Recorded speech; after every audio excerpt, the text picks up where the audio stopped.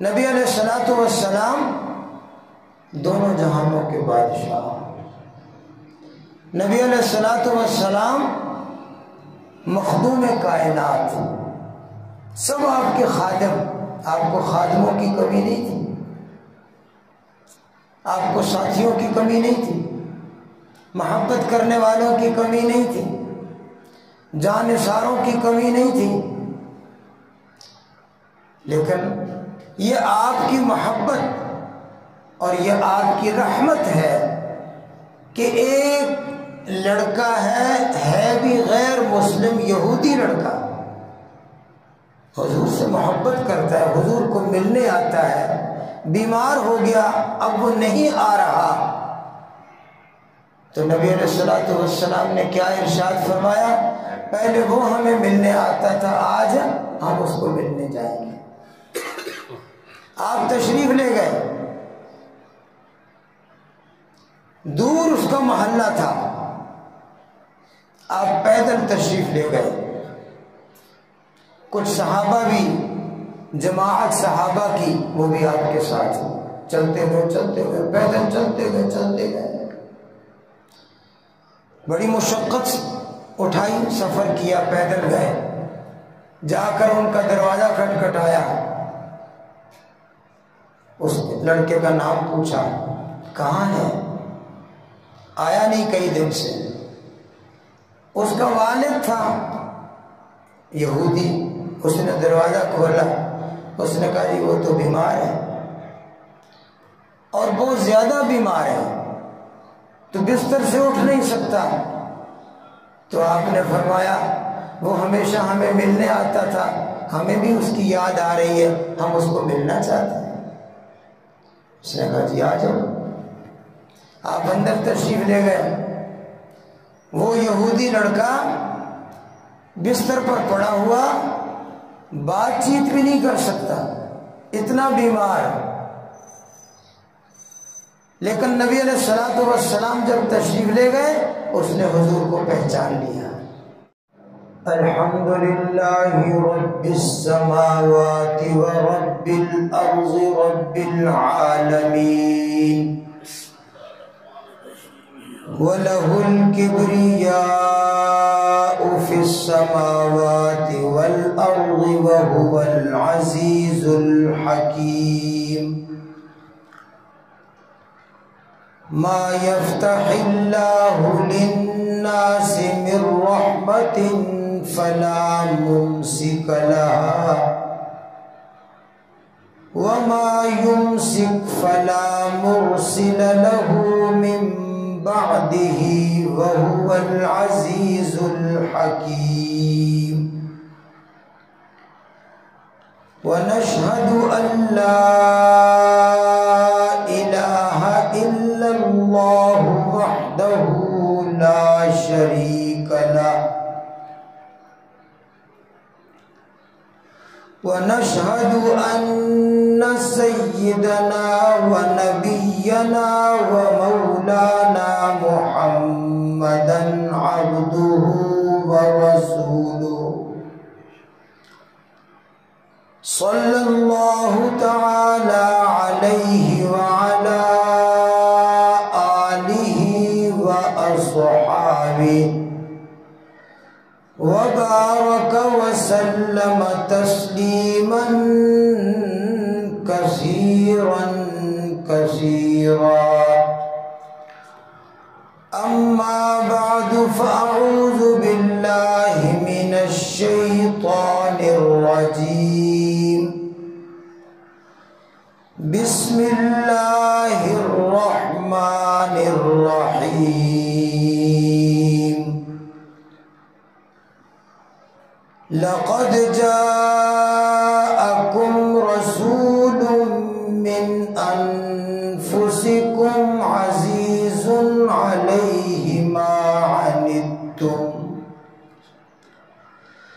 عزيز عليه ما عنتم حريص عليكم بالمؤمنين رؤوف رحيم فإن تولوا فقل حسبي حسبی اللہ لا الہ الا ہو علیہ توکلت وہو رب العرش العظیم۔ بسم اللہ الرحمن الرحیم۔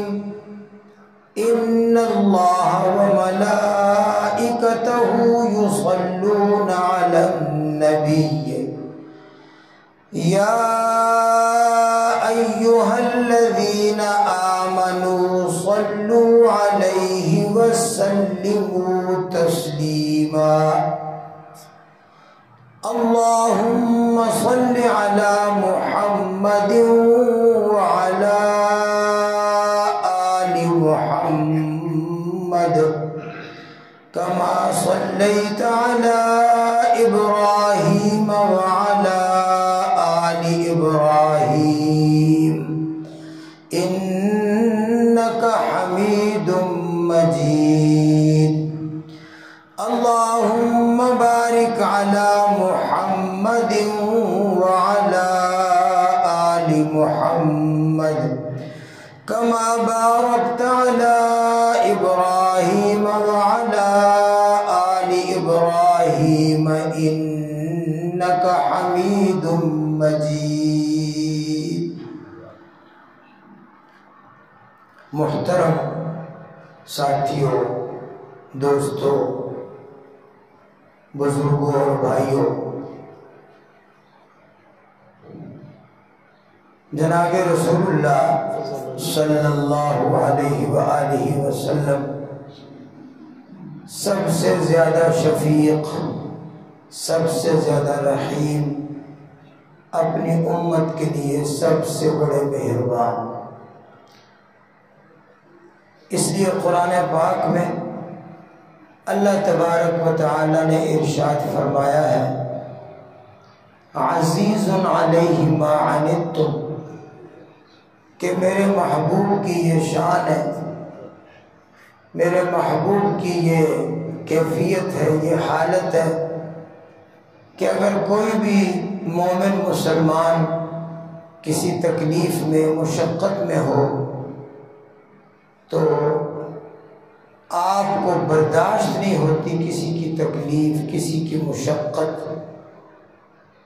آپ دوسرے کی مشقت پر خود اتنے بے چین اور مضطرب ہو جاتے ہیں کہ جیسے اصل تکلیف والے آدمی سے زیادہ آپ کو تکلیف ہے۔ ہر کسی کے دکھ درد کو، تکلیف کو، پریشانی کو محسوس کرنا اور تکلیف اور پریشانی کو دور کرنا، اور سب سے بڑی آپ کی فکر یہ تھی کہ ہر شخص کفر سے، بت پرستی سے بچ جائے، اللہ کی توحید، اللہ کی وحدانیت کو مان لے تاکہ آخرت میں اللہ کی پکڑ سے، اللہ کے عذاب سے بچ جائے۔ آپ نے اس کے لیے بہت محنت کی ہے۔ احادیث میں آتا ہے جناب رسول اللہ صلی اللہ علیہ وسلم کے پاس ایک یہودیوں کا لڑکا، یہودیوں کا ایک نوجوان لڑکا حضور صلی اللہ علیہ وسلم کے پاس آتا تھا، محبت کرتا تھا، نبی علیہ السلام کی مجلس میں آ کر بیٹھتا، آپ کو ملنے آتا، نوعمر لڑکا تھا، حضور صلی اللہ علیہ وسلم سے بڑی محبت کرتا، ماں باپ خاندان اس کا سارا یہودی ہے، لیکن یہ حضور صلی اللہ علیہ وسلم کا دوست بنا ہوا، ملنے آتا، پاس بیٹھتا، محبت کرتا۔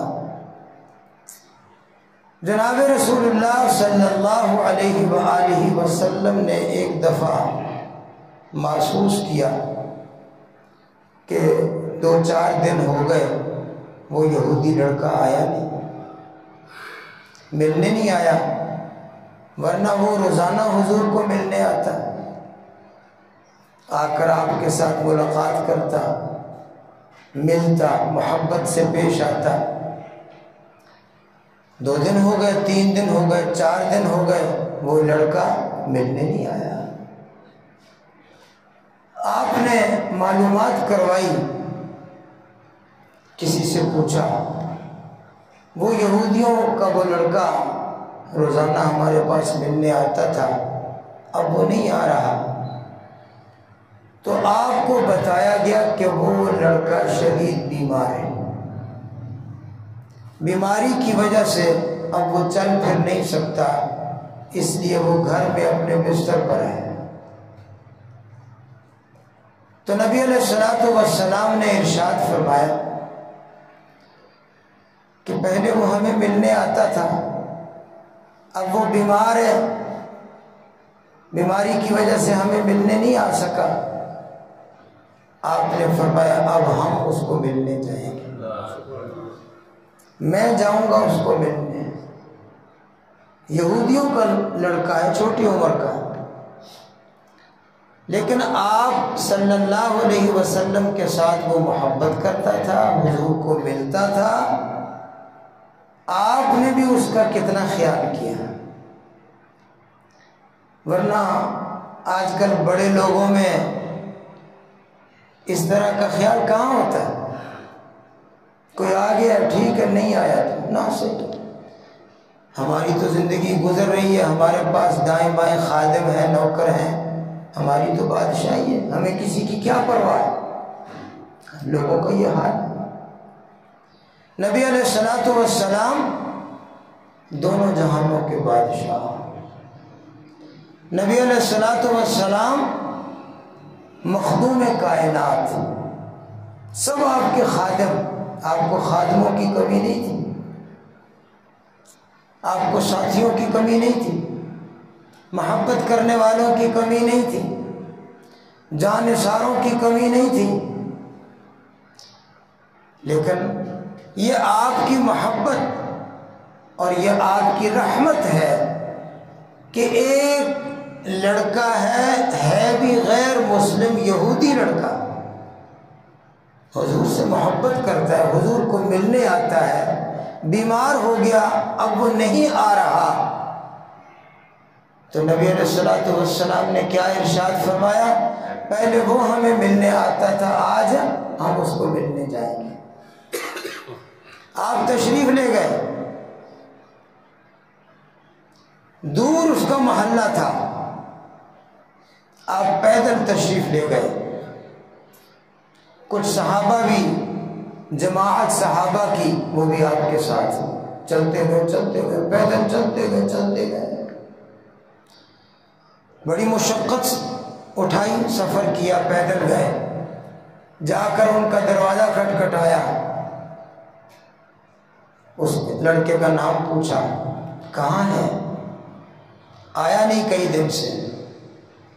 اس کا والد تھا یہودی، اس نے دروازہ کھولا، اس نے کہا جی وہ تو بیمار ہے اور بہت زیادہ بیمار ہے، تو بستر سے اٹھ نہیں سکتا۔ تو آپ نے فرمایا وہ ہمیشہ ہمیں ملنے آتا تھا، ہمیں بھی اس کی یاد آ رہی ہے، ہم اس کو ملنا چاہتے ہیں۔ اس نے کہا جی آ جاؤ۔ آپ اندر تشریف لے گئے، وہ یہودی لڑکا بستر پر پڑا ہوا، بات چیت بھی نہیں کر سکتا، اتنا بیمار، لیکن نبی علیہ الصلوۃ والسلام جب تشریف لے گئے اس نے حضور کو پہچان لیا اس نے کہ مجھے ملنے آئے ہیں۔ نبی علیہ الصلوۃ والسلام اس کے پاس بیٹھ گئے، بڑی محبت فرمائی، پھر آپ نے ارشاد فرمایا اے نوجوان، میں تجھے دعوت دیتا ہوں کہ تو لا الہ الا اللہ محمد رسول اللہ پڑھ کے مسلمان ہو جائے۔ یہودی لڑکا بیمار پڑا ہوا اپنے گھر میں، اس کے ماں باپ خاندان والے بھی پاس کھڑے ہوئے۔ اب حضور کیا چاہتے ہیں کہ اس لڑکے نے ہمارے ساتھ محبت کی ہے، ہمیں ملنے آتا تھا، اب یہ بیماری کی اس کیفیت میں ہے کہ شاید یہ دنیا سے جا رہا ہے، تو کوشش کر کے دیکھ لیتے ہیں کہ مرنے کے بعد اللہ تبارک و تعالیٰ اس کو جہنم سے محفوظ فرما دے، اللہ اس کو جہنم سے بچا لے، کفر سے بچ جائے، جھوٹے مذہب سے بچ جائے، سچے مذہب میں آ جائے، مسلمان ہو جائے، تاکہ مرنے کے بعد اللہ کی رحمت میں آ جائے، جنت میں داخل ہو جائے، جہنم سے، اللہ کی پکڑ سے، اللہ کی ناراضگی سے بچ جائے۔ آپ نے کوشش فرمائی، آپ اس نوجوان کو بار بار فرما رہے ہیں، فرمایا قل لا الہ الا اللہ، لا الہ الا اللہ کہہ لو، کہو لا الہ الا اللہ، لا الہ الا اللہ کہہ لو، وانی رسول اللہ، اور میں اللہ کا رسول ہوں، مجھے نبی اور رسول مان لے، کلمہ پڑھ لے، مسلمان ہو جا۔ جب آپ نے اس کو یہ دعوت دی، یہ بات فرمائی، حدیث میں آتا ہے وہ ایک نظر حضور صلی اللہ علیہ وسلم پر ڈالتا اور ادھر اپنے باپ کی طرف نظر ڈالتا، اس کا ابا بھی ساتھ کھڑا تھا، ادھر دیکھتا حضور کو، پھر اپنے باپ کو دیکھتا ہے، پھر حضور کی طرف دیکھتا ہے، پھر اپنے باپ کی طرف دیکھتا ہے۔ اس کا یہ جو کیفیت تھی اس سے محسوس ہو رہا تھا کہ وہ کلمہ پڑھنا چاہتا ہے، اس کا جی چاہتا ہے کہ میں کلمہ پڑھ کے مسلمان ہو جاؤں، لیکن ابا کھڑا ہے، پتہ نہیں ابا ناراض نہ ہو، برا نہ منائے، باپ اجازت دیتا ہے کہ نہیں دیتا۔ اس طرح نبی علیہ السلام اس کو مسلسل دعوت دے رہے، فرمایا قل لا الہ الا اللہ، تو لا الہ الا اللہ کہہ لے، وانی رسول اللہ، اور میں محمد اللہ کا رسول ہوں، میری نبوت اور رسالت کو مان کر اسلام میں داخل ہو جا، اللہ کی پکڑ سے، اللہ کے عذاب سے بچ جائے گا۔ اب وہ اپنے باپ کی طرف دیکھتے ہیں، اس کا باپ بھی سمجھ گیا کہ بیٹا ان کی طرف مائل ہے، چاہتا ہے کہ میں مسلمان ہو جاؤں، اس کا دل مانتا ہے، لیکن میری وجہ سے وہ نہیں کلمہ پڑھ رہا۔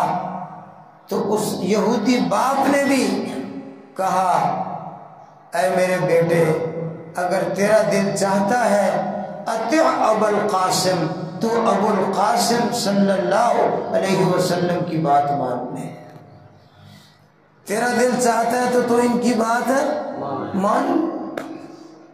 بیمار ہے، ہر آدمی کو بیمار آدمی پر ترس آتا ہے، ہر آدمی دیکھنے والے کی خواہش ہوتی ہے کہ بیمار آدمی جو چیز طلب کرے اس کو دے دینی چاہیے، جو چیز مانگے اس کو دے دینی چاہیے، جس چیز کی خواہش کرے اس کی خواہش کو پورا کر دینا چاہیے، کیونکہ خیال یہ ہوتا ہے کہ یہ بیمار ہے، اس کیفیت میں ہے، شاید اس کی زندگی پوری ہو رہی ہے، یہ دنیا سے جا رہا ہے، اگر ہم نے اس کی خواہش پوری نہ کی تو پھر ہمیشہ ہمیں بھی ایک قلق رہے گا، ایک پریشانی رہے گی کہ فوت ہونے والے کی یہ خواہش تھی، اس نے یہ چیز مانگی تھی، ہم اس کی خواہش پوری نہیں کر سکے، یہ ہمیں بھی فکر رہے گا۔ تو ہر آدمی کی یہ کیفیت ہوتی ہے، ہم بھی دیکھتے ہیں کہ کوئی فرد ہمارا، کوئی بچہ، کوئی خاندان میں کوئی بیمار ہو، وہ کسی چیز کی خواہش کرے، کسی چیز کی تمنا کرے، یا کسی کو ملنے کی خواہش کرے کہ میں فلاں بیٹی کو ملنے کو جی چاہتا ہے، بیٹے کو ملنے کو جی چاہتا ہے، تو سب کی کوشش ہوتی ہے کہ بھئی اس کی آخری خواہش کو کیا کریں۔ تو اس کے ابا کو بھی ترس آ گیا، اس نے کہا اطیع ابا القاسم، یا بنیا اطع ابا القاسم ان شئت، اے میرے بیٹے جو تیری مرضی ہے تو ابو القاسم صلی اللہ علیہ وسلم کی اطاعت کر لے، ان کی بات مان لے، تیری مرضی ہے مان لے۔ جب اس نے دیکھا کہ میرا ابے نے بھی اجازت دے دی ہے، اس کی اپنی خواہش بھی تھی، اور نبی علیہ الصلوۃ والسلام چل کر اس کے گھر میں آئے، ایک بادشاہ، دونوں جہانوں کے بادشاہ ایک غریب آدمی کے گھر میں چل کر تشریف لائے اس کو ملنے کے لیے، اس کے لیے کتنا اعزاز ہے، کتنا اس کے لیے شرف ہے۔ ادھر اس کے والد نے بھی اس کو کہا اگر تیرا دل مانتا ہے، تیرا جی چاہتا ہے تو تو ان کی بات مان لے۔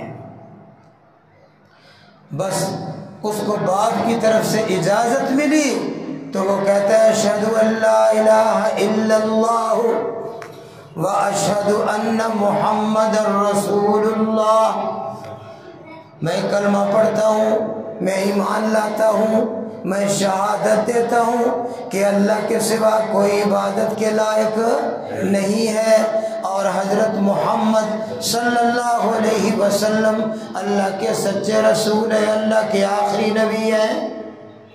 اشہد ان لا الہ الا اللہ، برکت کے لیے، اپنے ایمان کو تازہ کرنے کے لیے آپ بھی کہیں، میں بھی کہتا ہوں اشہد ان لا الہ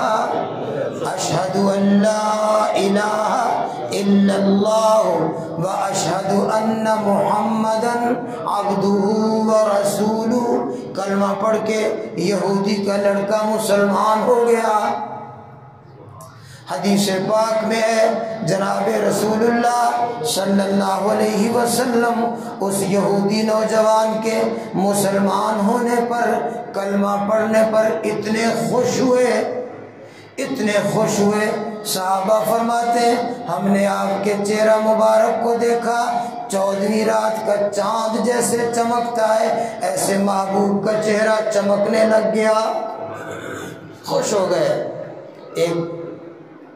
ایک غیر مسلم کلمہ پڑھ کے مسلمان ہوا،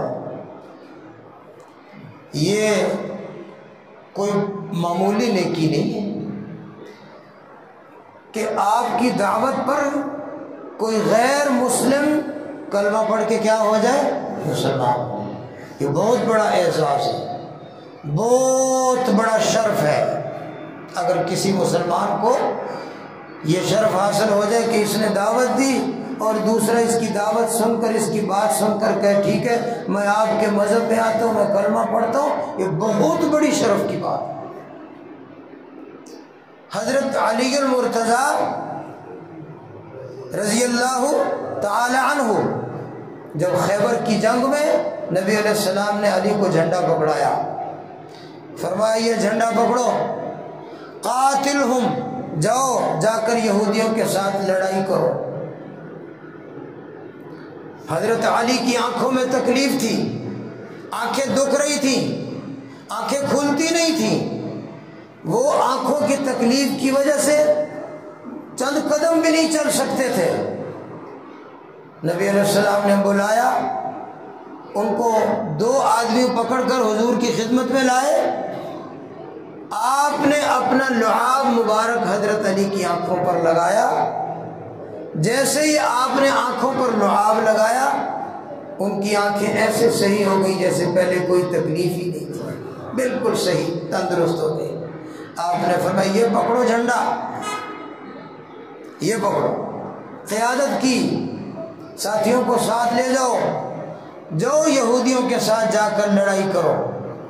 آپ نے بھیجا، اس طرح جا کر حضرت علی بن ابی طالب نے خیبر کا قلعہ فتح کیا، قلعے کا دروازہ توڑ کر اکھاڑ کر ادھر پھینک دیا اور قلعے کو فتح کر لیا۔ فاتح خیبر، شیر ببر، علی حیدر کہو رضی اللہ تعالی عنہ۔ جب جھنڈا دے کر بھیجا آپ نے فرمایا قاتلہم، جا جا کر ان کے ساتھ لڑائی کر، جہاد کر، قتل و قتال کر، تو حضرت علی رضی اللہ تعالی عنہ نے سوال کیا، عرض کیا یا رسول اللہ صلی اللہ علیہ وسلم، میں ان کے ساتھ کب تک لڑتا رہوں؟ میں ان کے ساتھ کب تک لڑائی لڑنی؟ شام تک، کل تک، کتنے دنوں تک؟ کیا مطالبہ ہے، کیا منوانا ہے ان سے، کب تک لڑنا ہے؟ آپ نے فرمایا ان کے ساتھ لڑتے رہو، لڑتے رہو، حتی یشہدوا اللہ الہ الا اللہ وان محمد رسول اللہ، لڑتے رہو جب تک وہ تیار نہ ہو جائیں کہ ہم اللہ کی وحدانیت کو مانتے ہیں اور محمد کریم صلی اللہ علیہ وسلم کی نبوت اور رسالت کو مانتے ہیں، اس وقت تک لڑو۔ اچھا، لڑنے کے لیے بھیجا اور یہ بات بھی ارشاد فرمائی، اور ساتھ ایک اور بات بھی ارشاد فرمائی۔ میں آپ کو وہ بات بتانا چاہتا ہوں۔ آپ نے فرمایا علی تیرے ہاتھ سے بہت سارے کافر اگر مارے جائیں تو ٹھیک ہے، یہ بھی بڑی بہادری کی اور بڑے شرف کی بات ہے، لیکن ایک کافر کا کلمہ پڑھ کے مسلمان ہو جانا یہ تیرے لیے دنیا کی ساری نعمتوں سے بہتر ہے۔ اگر ایک آدمی بھی تیرے ہاتھ پر کیا ہو جائے؟ مسلمان ہو جائے، تیری دعوت پہ مسلمان ہو جائے، تو یہ ہزاروں کافروں کو قتل کرنے سے بھی بہتر ہے، اور دنیا کے سونا چاندی اور دنیا کے سرخ اونٹ اور ساری نعمتوں سے یہ تیرے لیے زیادہ بہتر ہے ایک آدمی تیرے ہاتھ پہ مسلمان ہو جائے۔ حدیث پاک میں ہے جس مسلمان کو یہ شرف ملا کہ اس کے ہاتھ پر کسی غیر مسلم نے کلمہ پڑھ کے اسلام قبول کیا، اللہ جل جلالہ اس مسلمان پر سارے گناہ بھی معاف کر دیتے ہیں، جہنم بھی حرام کر دیتے ہیں۔ مسلمان ہونے والے کے گناہ تو معاف ہوتے ہیں، جو آدمی کلمہ پڑھ کے مسلمان ہوتا ہے اس کے گناہ سارے، اس کا پچھلا سارا کفر، سارا شرک، پچھلا سارا گناہ معاف۔ اور جس کے ہاتھ میں اس نے کلمہ پڑھا اور مسلمان ہوا اس کے بھی سارے کے سارے گناہ اللہ معاف فرما دیتے ہیں، وہ بھی گناہوں سے پاک ہو جاتا ہے، اس کی وجہ سے اس کو کلمہ پڑھانے والا بھی سارے گناہوں سے کیا ہو جاتا ہے، اور جہنم اس پر حرام ہو جاتی ہے۔ اللہ اکبر، الحمدللہ ثم الحمدللہ، مجھے یہ شرف حاصل ہے 2 غیر مسلموں نے میرے ہاتھ پر کلمہ پڑھ کے اسلام قبول کیا۔ ایک مرتبہ، یہ غالباً 1995 یا 96 کی بات ہے، میں اپنے محلے کی مسجد میں وہاں مسجد میں جمعہ پڑھاتا تھا، تو ایسے ہی میں جمعہ پڑھانے کے لیے جب مسجد میں داخل ہوا تو مجھے 2 نوجوان ملے۔ ایک ساتھی نے کہا جی یہ میرے ساتھ یہ غیر مسلم ہے، عیسائی ہے، اس کو ہم تیار کر کے لائے ہیں، یہ آپ کے ہاتھ پر کلمہ پڑھ کے مسلمان ہونا چاہتا ہے، آپ اس کو مسلمان کریں۔ میں نے کہا بہت اچھا، الحمدللہ۔ پھر میں نے ان کو سامنے بٹھایا، جمعے کی ساری تقریر بھی وہاں کی، اور تقریر کے بعد پھر میں نے جمعہ کی آذان، جو دوسری آذان خطبے سے کے وقت ہوتی ہے، اس آذان سے پہلے میں نے اس نوجوان کو پورے مجمع کے سامنے کلمہ پڑھا کر مسلمان کیا، اور پھر اس نے ہمارے ساتھ جمعہ پڑھا۔ اس طرح الحمدللہ میں نے اس کا پہلے پتہ نہیں کیا نام تھا، میں نے اس کا نام عباس رکھا، اس طرح غیر مسلم کو کلمہ پڑھا کر میں نے مسلمان کیا۔ ایک مرتبہ جامع مسجد شیراوالا باغ میں علامہ زاہد الراشدی صاحب کہیں تشریف لے گئے، میرے ذمہ لگایا کہ تو نے یہاں پر جمعہ پڑھانا ہے۔ اس موقع پر ایک غیر مسلم آیا، اس نے کہا جی ساتھی اس کے ساتھ تھے، ان کو میں نے جامع مسجد میں کلمہ پڑھا کر مسلمان کیا۔ الحمدللہ 2 غیر مسلم جو پہلے عیسائی تھے کلمہ پڑھ کے مسلمان ہوئے۔ اللہ تبارک و تعالیٰ ان کو استقامت دے، اللہ ان کے طفیل میرے گناہ بھی معاف فرمائے۔ اس کے علاوہ الحمدللہ بہت سے لوگوں نے اپنے گمراہانہ مذاہب سے، بدعات سے، رسومات سے کبیرہ گناہوں کی عادتوں سے بہت سے لوگوں نے ہمارے ہاتھ پر توبہ کی ہے۔ میں اس کو اپنا شرف نہیں بتا رہا، میں یہ عرض کر رہا ہوں کہ اللہ ان کی برکت سے، ان کے طفیل اللہ میرے گناہ بھی معاف فرما دے۔ سرکار دو عالم صلی اللہ علیہ وسلم نے ارشاد فرمایا کہ اللہ جل جلالہ اس پر جہنم کو حرام کر دیتے ہیں جس کے ہاتھ پر کوئی غیر مسلم آ کر مسلمان ہو۔ اگر یہ بات آپ سمجھ رہے ہیں اور اس بات کو سن کر ایمان تازہ ہو رہا ہے تو پھر میں ایک بات نہ کہوں کہ صحابہ کتنے سعادت مند ہیں جن کے ہاتھوں پر لاکھوں لوگوں نے کلمے پڑھے۔ پورے علاقے، پورے جزیرے، پورے شہر، کوئی مصر کو فتح کر رہا، کوئی کوفے کو فتح کر رہا، کوئی عراق کو فتح کر رہا، کوئی قسطنطنیہ کو فتح کر رہا، کوئی حیدرآباد کو فتح کر رہا، کوئی دہلی تک پہنچ گیا۔ اس طرح صحابہ کرام اور صحابہ کے قافلے جب وہ پوری دنیا میں پھیلے اور ساتوں بر اعظم میں انہوں نے جا کر محمد عربی کا کلمہ پڑھایا اور لاکھوں لوگ ان کے ہاتھوں پر مسلمان ہو گئے، ان صحابہ کی کتنی شان ہے۔ اور صرف وہی لوگ نہیں، ان کی آگے نسلیں۔ آج 1500 سال گزر چکا، یہ میں اور آپ جو مسلمان ہیں، ہمارے باپ دادے مسلمان ہوئے، ان کے باپ دادے مسلمان ہوئے، ان کے باپ دادے مسلمان ہوئے۔ آپ شاید تاریخ سے واقف نہ ہو یا شاید کوئی اپنے خاندان کی تاریخ سے واقف ہو، لیکن یہ سلسلہ جا کر صحابہ کے ہاتھ تک پہنچے گا۔ کوئی عمر بن عاص کے ہاتھ پہ مسلمان ہوا، کوئی علی المرتضیٰ کے ہاتھ پہ مسلمان ہوا، کوئی فاروق اعظم کے ہاتھ پہ مسلمان ہوا، کوئی مغیرہ بن شعبہ کے ہاتھ سے مسلمان ہوا، کوئی ابی بن کعب کے ہاتھ پہ مسلمان ہوا، کوئی ابو ایوب انصاری کے ہاتھ پہ مسلمان ہوا، اور قیامت تک ان کے خاندان اسلام پر زندگی گزار رہے ہیں۔ بتاؤ ان صحابہ کی کتنی شان ہے۔ آج بڑی ہماری بدنصیبی اور بدقسمتی کہ کچھ گریجویٹ قسم کے لوگ ٹائی لگا کر ٹی وی پر آ کر قوم کے سامنے بیٹھ کر اپنا وہ علم جھاڑتے ہیں، اپنی دانش کو جھاڑتے ہیں اور تبصرے کرنا شروع کر دیتے ہیں کہ فلاں صحابی برا تھا، فلاں صحابی نے یہ گناہ کیا، فلاں نے یہ غلط کیا، فلاں نے یہ غلط کیا۔ تمہیں شرم نہیں آتی؟ اگر وہ صحابہ تمہیں محمد عربی کے کلمے کی طرف بلانے والے نہ ہوتے، آج تجھے کلمہ نصیب نہ ہوتا، تیرے ماں باپ کو کلمہ نصیب نہ ہوتا۔ صحابہ پر کبھی تبصرے نہ کیا کرو، صحابہ پر کبھی سوال نہ اٹھایا کرو۔ صحابہ انسان تھے، ہم نہیں کہتے کہ وہ معصوم تھے، معصوم صرف اللہ کے نبی ہوتے ہیں۔ ہم نہیں کہتے کہ وہ معصوم تھے، انسان تھے، ہو سکتی ان سے کوئی خطائیں ہوئی ہوں، لیکن ان کی نیکیاں ان کے گناہوں سے زیادہ ہیں، ان کی نیکیاں ان کے گناہوں سے۔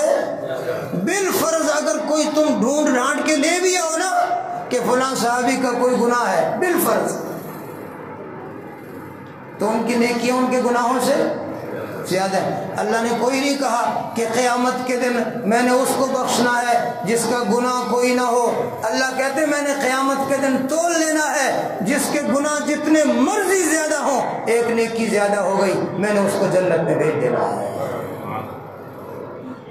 قیامت کے دن بخشش کے لیے بے گناہ ہونا ضروری نہیں ہے، جتنے مرضی گناہ ہو، جتنے مرضی گناہ ہو، جتنے زیادہ گناہ ہوں، لیکن جب نیکیاں تولی گئی، اس کی ایک نیکی کا وزن اس کے گناہوں سے زیادہ ہو گیا تو وہ کہاں جائے گا؟ بتاؤ، صحابہ کی نیکیاں زیادہ ہے کہ نہیں ہے؟ ایسے لوگ تبصرے کرنے لگ جاتے ہیں۔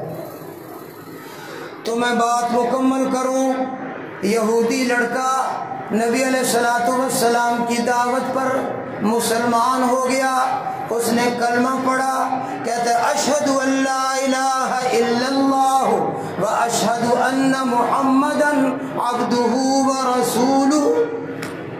جناب رسول اللہ صلی اللہ علیہ وسلم بہت خوش ہوتے ہیں، آپ کی مسرت اور خوشی سے چہرہ 14ویں کے چاند کی طرح چمکنے لگ جاتا ہے، چہرہ لاٹیں مارنے لگ جاتا ہے، خوش ہو جاتے ہیں۔ کلمہ پڑھایا، مسلمان ہوا، عیادت کی، بیمار پرسی کی، حال احوال پوچھا، اور پھر وہاں سے اجازت لے کر نبی علیہ الصلوۃ والسلام ان کے گھر سے، یہودیوں کے گھر سے باہر نکلے، ابھی چند قدم گئے تھے، ابھی ان کے دروازے سے آپ چند قدم آگے گئے ہیں تو دروازے سے آواز ہے، یا ابا القاسم، یا ابا القاسم۔ ہمارے نبی پاک صلی اللہ علیہ وسلم کو ابو القاسم کہا جاتا ہے، یا ابا القاسم، اے ابو القاسم۔ آپ متوجہ ہوئے، انہوں نے فرمایا کہ وہ نوجوان جس کو آپ نے ابھی کلمہ پڑھایا، انہو قد مات، وہ فوت ہو چکا ہے۔ کیا ہو گیا؟ نوجوان فوت ہو گیا۔ صحابہ کہتے ہیں نبی علیہ الصلوۃ والسلام اس کی وفات کی خبر پر غمزدہ بھی ہوئے، کیونکہ موت کی خبر پر غم ہوتا ہے، پریشانی ہوتی ہے اور صدمہ ہوتا ہے۔ آپ غمزدہ بھی ہوئے، لیکن آپ خوش بھی اتنے ہوئے، خوشی کی وجہ سے آپ نے اپنے پاؤں ایڑیاں اوپر اٹھائیں اور ان پاؤں کی انگلیوں پر کھڑے ہو کے اونچے ہو کے فرمایا، اللہ اکبر۔ آپ بھی زور سے کہو اللہ اکبر، زور سے کہو اللہ اکبر۔ آپ نے اس طرح زور سے اللہ اکبر کہا، فرمایا کہ میں اس اللہ کا شکر ادا کرتا ہوں، اس نے میری وجہ سے ایک آدمی کو جہنم کی آگ سے بچا لیا۔ ابھی اگر ہم نہ آتے، اس کی موت کا وقت تو آ چکا تھا، اگر ہم نہ آئے ہوتے، ہم نے اس کو دعوت نہ دی ہوتی، کلمہ نہ پڑھایا ہوتا، وہ یہودیت پر مر جاتا تو سیدھا کہاں جاتا؟ جہنم میں جاتا۔ فرمایا میری وجہ سے اللہ نے ایک آدمی کو جہنم کی آگ سے بچا لیا۔ اللہ اکبر، خوشی سے نعرہ تکبیر لگایا، فرمایا میری وجہ سے ایک آدمی کو جہنم کے عذاب سے بچا لیا۔ آپ ان کے گھر تشریف لے گئے، فرمایا دیکھو یہ مسلمان ہو گیا تھا، یہ ہمارا مسلمان بھائی ہے، اس کی میت کو ہمارے حوالے کر دو، ہم نے اس کو اپنے طریقے کے مطابق غسل دینا ہے، ہم نے کفن دینا ہے، ہم نے اس کا جنازہ پڑھنا ہے، ہم نے اس کو دفن کرنا ہے، اب تمہیں کوئی اجازت نہیں ہے۔ انہوں نے کہا بالکل آپ ٹھیک کہہ رہے ہیں، لے جائیے آپ ان کو۔ حضور صلی اللہ علیہ وسلم اس نوجوان کو اٹھوا کر لائے، آپ نے اس کو غسل دیا، آپ نے اس کو کفن دیا، آپ نے اس کا جنازہ پڑھایا، اپنے ہاتھوں سے اس کو قبر میں آپ نے اتارا۔ کتنا شفیق و رحیم، کتنا مہربان پیغمبر ہے کہ ایک ایک شخص کی فکر ہے کہ اللہ کے عذاب سے بچ جائے، اللہ کی پکڑ سے بچ جائے، آخرت کی پکڑ سے بچ جائے، کفر سے بچ کر اسلام کی طرف آ جائے۔ کتنا آپ کو فکر ہے۔ آپ نے ہمیشہ امت کے لیے شفقت اور رحمت سوچا ہے، آپ نے کبھی امت سے لاپرواہی نہیں کی۔ حدیث پاک میں جناب رسول اللہ صلی اللہ علیہ وسلم ارشاد فرماتے ہیں، فرمایا جب قیامت کے دن پل صراط کو لا کر جہنم کے اوپر رکھا جائے گا اور سب لوگوں کو جہنم کے اوپر سے گزرنے کا حکم دیا جائے گا، جو جہنم کے اوپر سے پل صراط کے اوپر سے گزر جائے گا وہ جنت میں جائے گا۔ پل صراط سے گزرے بغیر کوئی جنت میں جا سکتا نہیں ہے، لیکن پل صراط کا وہ سفر اتنا مشکل ہے، اتنا صعب ہے، اتنا دشوار ہے، فرمایا وہاں پر پیغمبر بھی، اللہ کے سارے نبی اور رسول بھی گھبرا رہے ہوں گے اور کہیں گے یا رب سلم، یا رب سلم، یا رب سلم، یا رب نفسی، یا رب نفسی، یا اللہ مجھے بچا، یا اللہ مجھے بچا، یا اللہ مجھے بچا۔ فرمایا ایک میں اکیلا، میں محمد ہوں، میں اس دن کہوں گا یا ربی امتی، یا ربی امتی، یا ربی امتی، یا اللہ آج میری امت کو خیر سے گزار دے، یا اللہ آج میری امت کو خیر سے، یا اللہ میری امت کی خیر ہو، میں امت کی فکر کروں گا۔ اور ایک روایت میں آخری حدیث سنا کر اجازت چاہتا ہوں، سرکار دو عالم صلی اللہ علیہ وسلم نے ارشاد فرمایا، اللہ نے ہر پیغمبر کو ایک دعا کا اختیار دیا کہ آپ جو بھی مانگ لیں جو بھی اس دعا میں آپ مانگ لیں قبول ہے۔ لکل نبی دعوت مستجابہ، ہر پیغمبر کے لیے ایک دعا کا اللہ نے وعدہ کیا، آپ جو مرضی مانگو ہم قبول کر لیں گے اور آپ کی بات پوری کر لیں گے۔ حضور نے فرمایا ہر نبی نے اپنی اس دعا کا اختیار استعمال کر لیا اور جو مانگنا چاہتے تھے مانگ لیا، میں نے وہ اپنا حق محفوظ کر لیا، میں نے استعمال نہیں کیا۔ میں اس وقت اس حق کو استعمال کروں گا جب میری امت کے اعمال تل رہے ہو، میں میزان پہ کھڑا ہو جاؤں گا، میں حق استعمال کروں گا۔ کہاں استعمال کروں گا؟ فرمایا فی شفاعت امتی، میں اپنی امت کی شفاعت کروں گا۔ میں کہوں گا یا اللہ آپ نے وعدہ کیا، ہر نبی کو ایک دعا کا وعدہ کیا، میں نے وہ دعا محفوظ رکھی ہوئی ہے، میں آج وہ حق استعمال کرتا ہوں، میرے اس امتی کو بھی بخش دے، میرے اس امتی کو بھی بخش دے۔ جس کا وزن ہو رہا ہوگا ساتھ میری سفارش آ جائے گی، میں کہوں گا یا اللہ میرے اس امتی کو بھی بخش دے، یا اللہ میرے اس امتی کو بھی بخش دے۔ میرے بھائیوں، ہم سب حضور کی شفاعت کے محتاج ہیں، محتاج ہیں کہ نہیں ہیں؟ اور نبی علیہ الصلوۃ والسلام کی شفاعت کو حاصل کرنے کے لیے علماء نے بہت سارے وظائف یا عمل بتائے ہیں۔ نماز روزہ کی پابندی، حلال کھانے کی پابندی، سچ بولنے کی پابندی، ان ساری پابندیوں کے بعد کچھ ایسی عبادات اور طاعات اور نیک عمل بھی ہیں کہ نبی علیہ الصلوۃ والسلام کی سفارش حاصل ہو جائے۔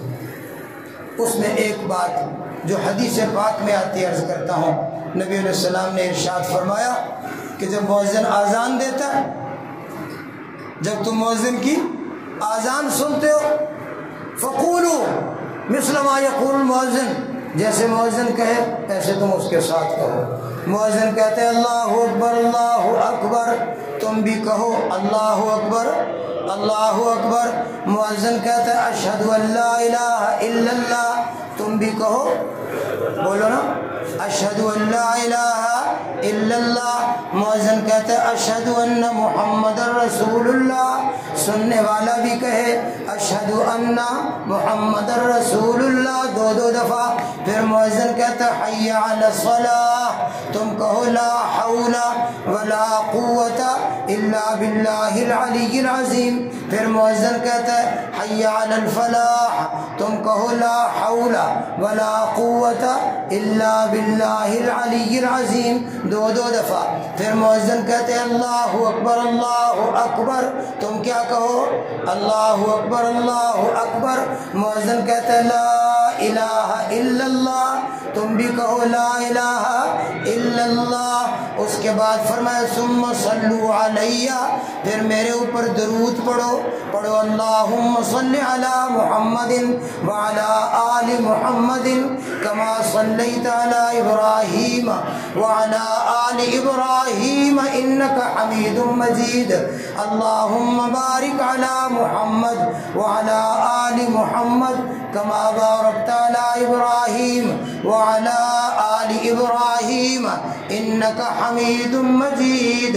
پھر اس کے بعد فرمایا دعائے وسیلہ پڑھ لیا کرو، اللہم رب هذه الدعوة التامة والصلاة القائمة آت محمدا الوسيلة والفضيلة وابعثه مقاما محمودا الذي وعدته إنك لا تخلف الميعاد وجبت له شفاعتی، جو میرا امتی یہ عمل کیا کرے گا میری شفاعت اس پر واجب ہو گئی، میری شفاعت اس پر کیا ہو گئی، میرے اوپر واجب ہو گیا، میں اس کی سفارش ضرور کروں گا۔ کتنا آسان کام ہے، نماز میں مؤذن کے ساتھ ان کلمات کو دہرایا جائے۔ اور بھی بہت سارے عملیات ہیں جس میں بتایا کہ نبی علیہ السلام کی شفاعت نصیب ہوگی۔ اللہ جل جلالہ ہم سب کو حضور پاک صلی اللہ علیہ وسلم کی سچی محبت اور اطاعت نصیب فرمائے۔ وآخر دعوانا ان الحمد للہ رب العالمین۔